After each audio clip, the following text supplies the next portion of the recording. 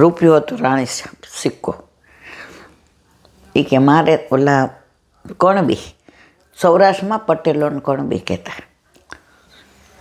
એ કે ભગવાન આવું અંદર? હા, અતિથિ કેવો, આવો આવો. એ કે ભગવાન મારે પગને સ્પર્શ કરવો છે. હવે જો ભાષા વૈષ્ણવ ન હોય ને એટલે આવી ભાષા હોય. આપણે કે મારે ચરણ સ્પર્શ. એ કે ભાઈ તમે વૈષ્ણવ નથી ને એટલે ન થાય. તો કે આ ભેટ તો મૂકવા દો. તો કે અન્ય માર્ગની ભેટ લઈએ ને તો આ ઢગલો છે ને આજનો, એને પછી હું સ્પર્શ ન કરું, તમારી ભેટે ન લઈ. તમે અમારા સેવક નથી, અમે કયા બેઝ ઉપર ભેટ લઈએ તમારી? અને ભાદા દાદા તો નાના છોકરું રોવે એમ રોવા માંડ્યા કે પગને તો મને તમારે અડવા જ દેવાય, એમ ન કે ચરણ સ્પર્શ. હું પગને અડ્યા વિના નહીં જાઉં. એ ભગવાન મને તમે ભગવાન જ દેખાવ. ના ભગવાન મને ના ન પાડો, ભગવાન મને ખાલી એમ કરીને બહાર બેઠા. પછી બાને બધું કીધું કે પાતર લઈને જા, અને છાબડી પ્રસાદની બાંધી દીધી. અંદર જવા ગયા તો ઓલા ભાદા દાદા તો બહાર બેઠા, ધ્રુસકા આવે. જે બહાર આવ્યા. અરે ભાઈ કેમ આટલા વિવળ છો? જ્યાં સુધી તમારા પગને અડીશ નહીં ને મારવાલા, ત્યાં સુધી જળ હરામ. હા. આના માટે ભાઈ બ્રહ્મ સંબંધ લેવું પડે, પછી તમે મને ચરણ સ્પર્શ કરી શકો. એ કે એ કેવી રીતે? એ કે હજી આજે તમે સવારે, એ કે સવારે રોટલો ને તાહાડી ભરીને દડબા જેવું દહીં ખાધું છે, ચા તો અમે પીએ નહીં.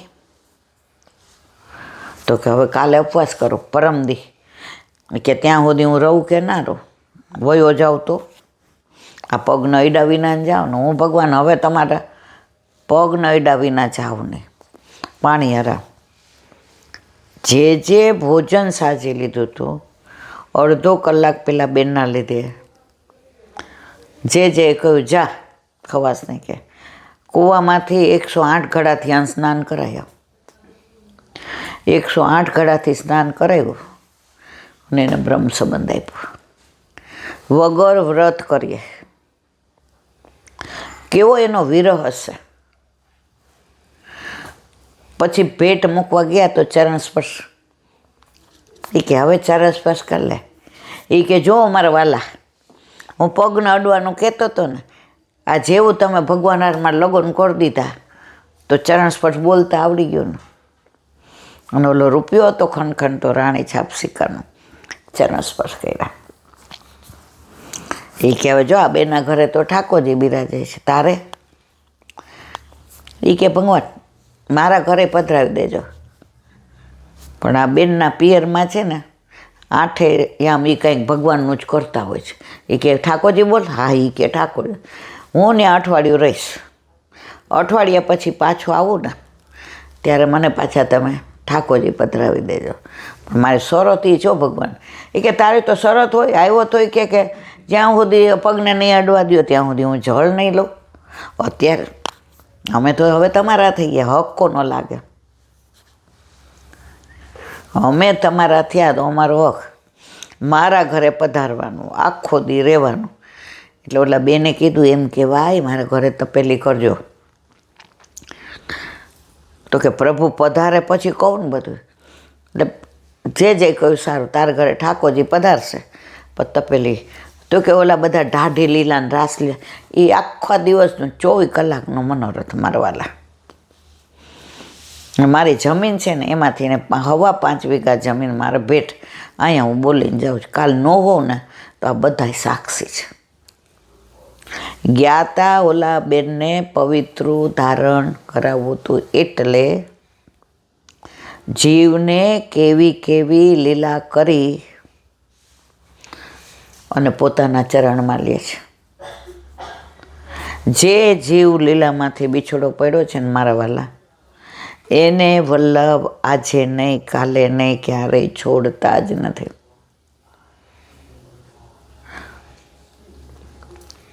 એક દીકરી હતી તો એ રોજ ગુરુદેવના ઘરે જાય. મેવો ને દૂધ પધરાવા ઘરે ગાય એટલે એની ભેગી એની બેનપણી જાય, કારણ કે બે હારે ભણતા હતા.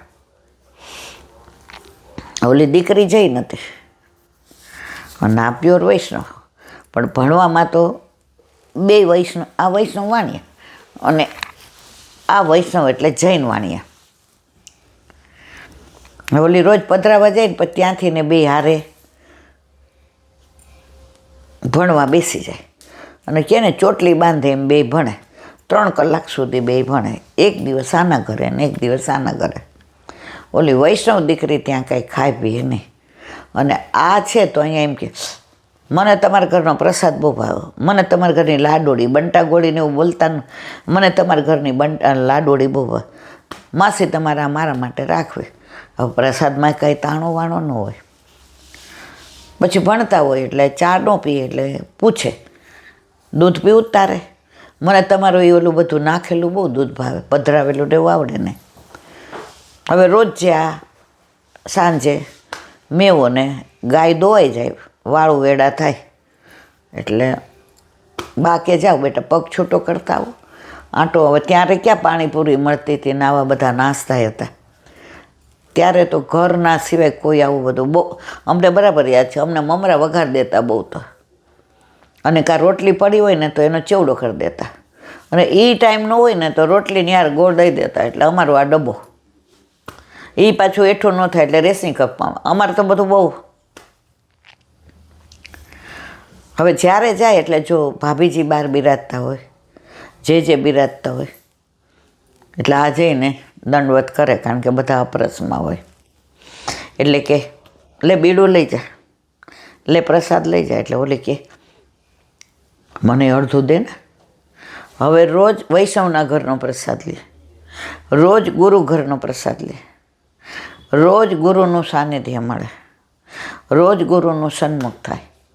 અને ઓલી જે દીકરી હતી એ રોજ વાતો યાદ કરે કે આજે આપણે વંચાશે નહીં, અમારા ગુરુદેવનો પ્રાગટ્ય ઉત્સવ છે, આજે અમારા રાસ ગરબા છે.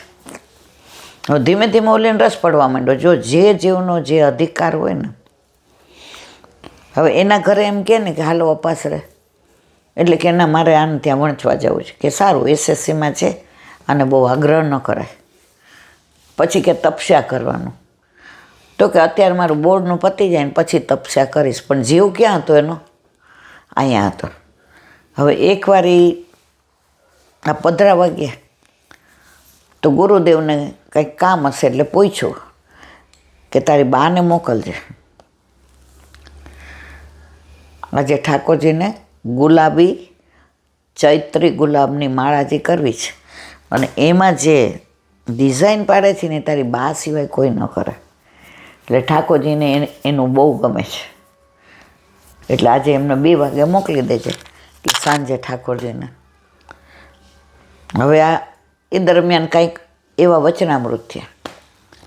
હવે રાતના 2 વાંચતા હતા તો એ દીકરીએ કહ્યું સાંભળને, મારે તમારો વૈષ્ણવ ધર્મ પાડવો. એ કે બોલતી નહીં, તમારા ઘરે તો પ્યોર. એ કે ના હું મહિનાથી મનોમંથનમાં છું, મને તમારા ઘરે બહુ ગમે છે, તમારે ત્યાં વાતાવરણ એવું સુગંધ એવી, અને અહીંયા જઈએ એટલે ત્યાંય તમે જુઓ તો. એ કે હવે પરીક્ષા પતી જવા દે બોર્ડની. પહેલાં એસએસસીમાં એવું હતું 2 પેપર, 11 થી 2, 1 કલાક રિસેસ ને 3 થી 6. ઠાકોરજીનું કરવું, 2નો નંબર એક સ્કૂલમાં આવ્યો. એટલે એક જણ મૂકવા જાય અને સાંજે બીજું તેડવા જાય.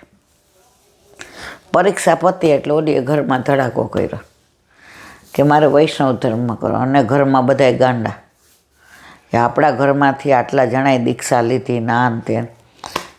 પછી તો એ કંઈક ના, મને ધીમે ધીમે બધાય સમજી ગયા કે જે જીવ જ્યાંનો હોય ત્યાં જાય, જેને વાત કરી. એ કે જીવ આપણો હતો એટલે રોજ ટેલ કરવા આવતી તારા ભેગી.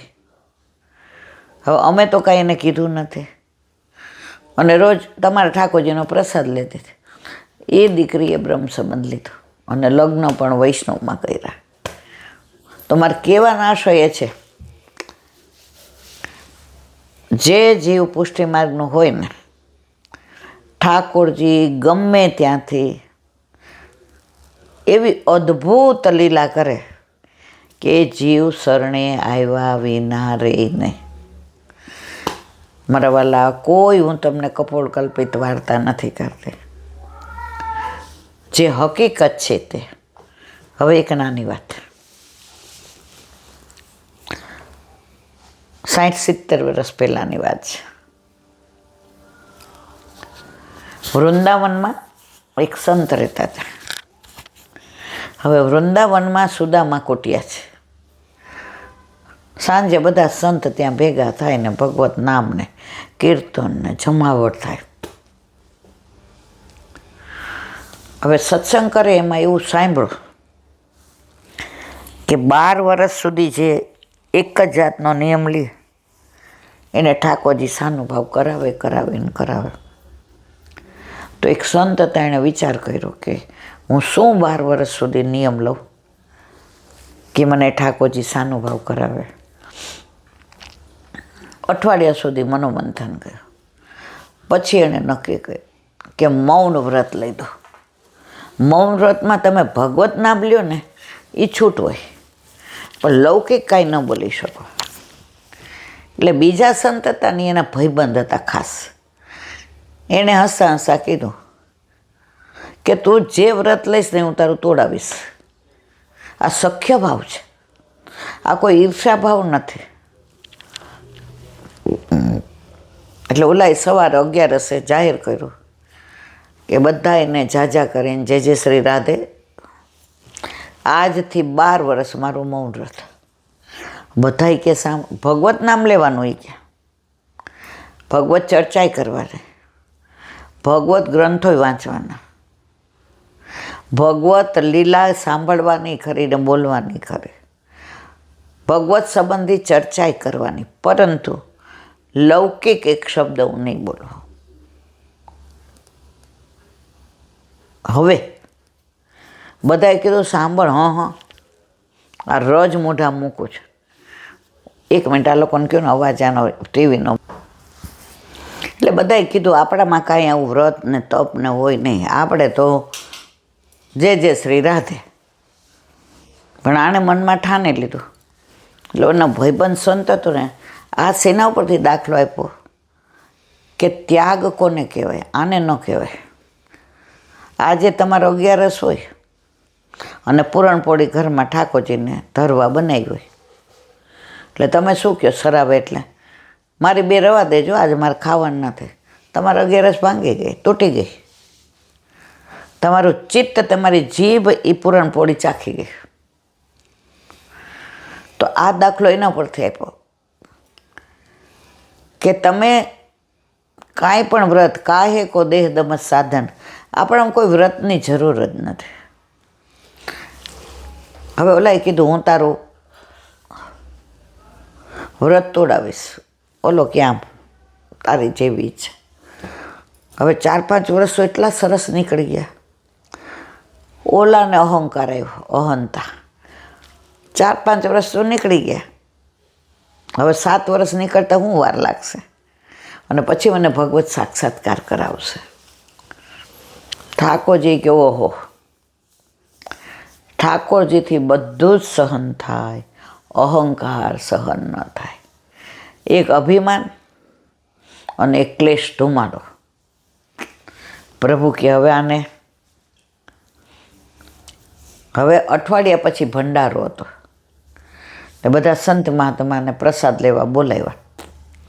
હવે આને ગુલાબજાંબુ બહુ ભાવે, બધાને ખબર. હવે ત્યાં ગુલાબજાંબુ બનાવ્યા હતા. એટલે આ જે સંતે કીધું હતું હું તોડાવીશ, એણે ઓલાને કહી દીધું ગુલાબજાંબુ જ લઈને નીકળે ને તો તારે એને નહીં પીરસવાનું, અમને બધાને બબાઈને ચા દેવાના. ત્યાં આવે એટલે તારે કહેવાનું ઓહો મારે તમારે નથી જોઈતા, કાંઈ વાંધો નહીં. એ મૂંગા છે એટલે બોલશે નહીં કે ઓલો તો પીરશે આટલું પેલું લઈને, કોઈને 2 મૂકે ને કોઈને 4. અહીંયા આવે એટલે ઓલો કે એટલે કે નહીં કાંઈ વાંધો નહીં, મારે જ નહીં પીરશું. ગુલાબજાંબુ તમને નથી ફાવતા, કાંઈ વાંધો નહીં, આગળ. ઓલા વળી બીજી વાર આવે તો ઓલા ઈશારો કરી દીધો કે નહીં હો. એટલે જે બાબ એટલે ઓલો કે હા એ કે ના નહીં પીરશું. દર વખતે હું કામ ના હું કરો છો? તમારે તો હું મૌન વ્રત ધારણ રાખ્યું છે બરાબર છે. તમને ન ભાવે તો થોડા બગાડું, અને પ્રસાદ થોડો બગાડાય પાછો. 5 વાર પીરસવાયો, 5 વાર ઓલો નહીં પીરશું બાપા, નહીં પીરશું. એમાં આટલો બધો ગુસ્સો કરો છો? મૌન વ્રત રાખીને ગુસ્સો થાય, અને એ વ્રજમાં એ પ્રસાદ લેવામાં. મહારાજ હવે પીરસવાનું આ છેલ્લું છે, હવે આ બાજુ આવીશ જ નહીં, તમને નહીં પીરશું. ઊભા થઈને બોચી પકડી. એ કે 5 વાર આવ્યો, બધાનું પીરશું. અહીંયા મૂકતા આમ કરતો હતો તો એ કે ઓલો કે જો તોડાવ્યો ને તારો. આપણામાં કાહે કો દેહ નમસ્કાર. તમે મૌન વ્રત ધારણ કરો છો, સકામ ભક્તિ છે, તમારે કાંઈક જોઈએ છે. આપણામાં કાંઈ પણ નિર્હેતુક અહેતુક ભક્તિ કરવાની છે. ત્યારે ઓલાને એમ થયું કે ભગવત ભજન, ભગવત નામ, ભગવત સત્સંગ, ભગવત ગ્રંથો, આ બધું રોજ 24 કલાક કરીએ તો પ્રભુ તો આપણી પાસે જ છે, અને એને કારણ વિનાય જતાવી દે. અને ગમે એટલું કરીએ તોય ન જતાવે. એમાં મારે ક્યાં વ્રત કરવાની જરૂર હતી? તો મારા વાલા, આપણા બા તો ખાલી 24 એકાદશી, 2 અધિક મહિન અને 4 જયંતી સિવાય કાહે કો દેહ દમત સાધન કરી મૂર્ખજન. એના અહીંયા વિરામ આપીએ. હવે વ્રજ વિહાર.